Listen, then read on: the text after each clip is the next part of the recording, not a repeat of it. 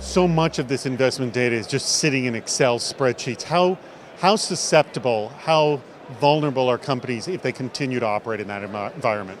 Well, I think that we've really seen people lose significant volumes of the investment data by actually hitting delete on those fields in Excel.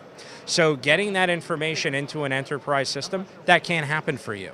So it's very, very important. Explain to me the protections. So how does it prevent me from accidentally deleting data? Well, if you're in an Excel sheet, we can all delete the data and then hopefully have a version prior that we can go back to. But with the new investment management platforms that are coming out, you're housing that data in a database. And even if you accidentally try and delete it, you can't because it prevents you from doing that. That's really the first line of data protection we're talking about. But what we're really talking about is accessing that data remotely. And when you access it remotely, that's where the hacking comes from. So one, we want to protect the data from being removed in-house. Two, we want to make sure that only the right people are actually gaining access. We need to do both to be successful.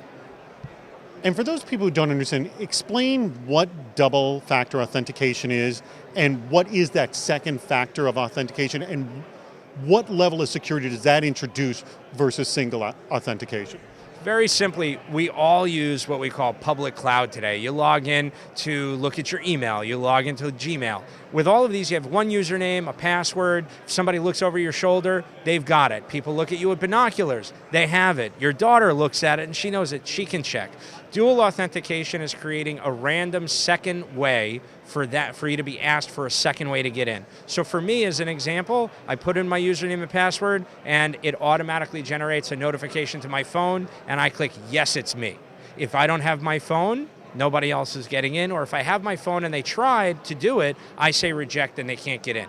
You see Apple doing this now standard on iCloud. We need to do this now as a standard across the board.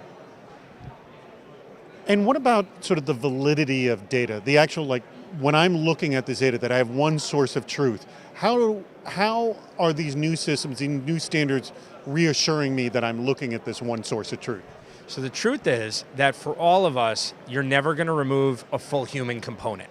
We trust machines, but the machines don't do everything. So validation needs to be the responsibility of a human that's overlaid on top of the robotic method of checking the data first. And for us, that comes down to three levels. The first time doing it electronically, a second factor to use what they call robotic engineering to check it, and the third should be a human, and I don't see that going away.